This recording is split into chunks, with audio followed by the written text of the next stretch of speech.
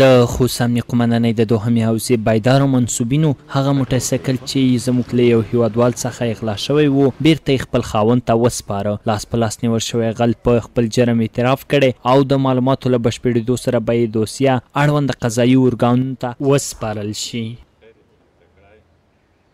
د دویمې امنیتي حوزې امیر مولوي عاقل جان عثماني وایي چې هیچ چاته به اجازه ورنه کړو چې د هیوادوالو سر او مال ته خطر پیښ کړي.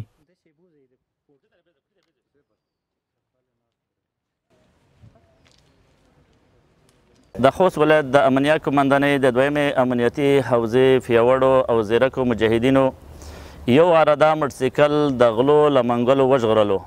په داسې حال کې چې زموږ هیوادوال څخه موټرسایکل غلو غلا کړی و، په وخت او زمان کې زموږ د دویمې حوزې د دوهم سمت مجاهدینو ته اطلاع او راپور ورکړو. په وخت او زمان سره مجاهدینو غله سره لاس په لاس ونیول شو او موټرسایکل خپل مالک ته روغ او سالم تسلیم شو او غل چې و هغه جنایي ارګان ته د بدی کړنو او د اجرات دپاره تسلیم شو. بلخوا د موټرسایکل خاوند علاودین خوښي څرګنده کړه او وایي چې په هیواد کې د سولې په راتګ سره هیڅوک هم نشي کولی چا سر او مال ته زیان واړوي.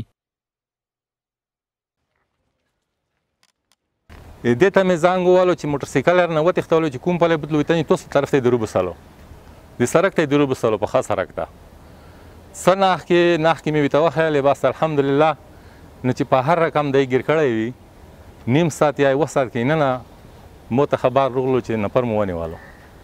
زه ډېر خوښ شوم، ډېر خوشحال شوم.